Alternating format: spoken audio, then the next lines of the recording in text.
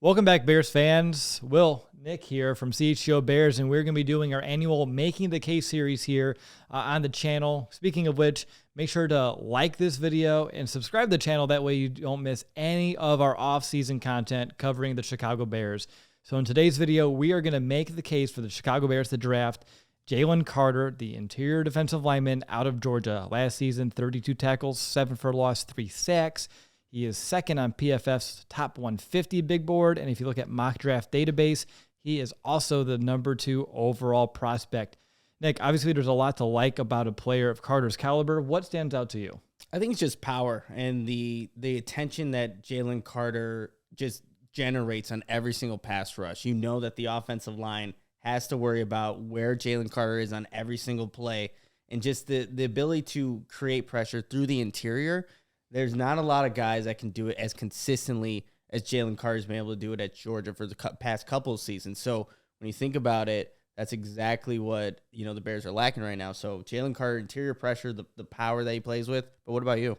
I think the power is the big thing that stands out, and that's what makes him very special coming out in this draft. That power allows him to just literally dismantle double teams right there in the interior.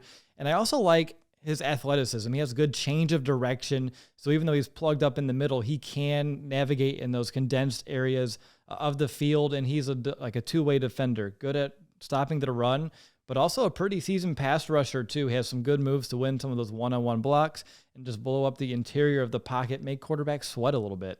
Yeah, and the ability to also absorb blocks, right? Because he's faced a bunch of double teams throughout his career at Georgia, but not a lot of guys can handle it as well as he can, and that makes him, a very just special player, but somebody that, again, you have to account for in every play, like I was saying earlier. But, I mean, when you see what he's able to do in the one-on-ones and just being able to be that type of player, that also what makes him special. And he's just like a pure athlete. I've seen videos going back to high school of him winning one-on-one, like route running, dunking a basketball in his high school games, lead blocking as a fullback. He's shown that he can just do a lot of things more than just be like, a big guy in the middle. Yeah, and I think for Jalen Carter, there's a lot to like about him. But with every prospect, there's going to be certain areas of their game where you're looking for a refinement or just a little bit more production, whatever it could be. For me, when I was watching the Ohio State playoff game, I thought the conditioning was a little bit in question there. How he started the game, he wasn't exactly playing the exact same way towards the end of that game. And again, he's facing double teams. I completely understand that he's going to be a little bit more out of energy towards the end of the game, but he is a big player. He's going to be asked to do a lot, whatever team drafts him. But I think conditioning is something that you want to see him just get a little bit better at as he kind of continues to be an NFL player here.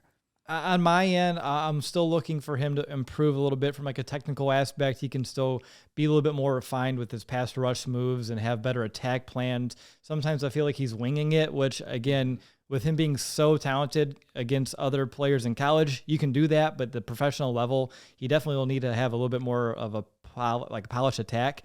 And then just maybe a nitpick, but his pad level can be a little bit too high at times. And with him being as strong as he is, if he can just learn to gain leverage a little bit more consistently, that'll allow him to just get even more powerful at the point of attack. And he loves a swim move, and he's very effective with it.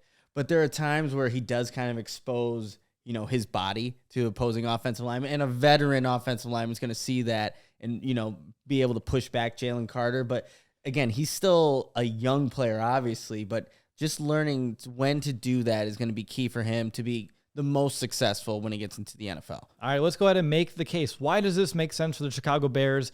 Well, you hit on it. It's right now perhaps the biggest position of need on defense at the 3-tech, and he could be a dominant force at that position. And I think with proper coaching, he's only going to get more dangerous here at the next level.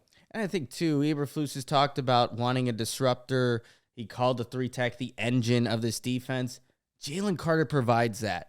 And if you can draft him, that changes what this defensive line is capable of and how much attention opposing offensive linemen have to cater to Carter, like I said, on every single snap. So it makes sense what the Bears need and currently don't have on this team right now. All right, well, that's going to do it for this Making the Case video. Again, make sure to hit the like button and subscribe to our channel. That way you don't miss all of our other Making the Case videos and all of our other Bears content in the most important offseason, perhaps, in franchise history.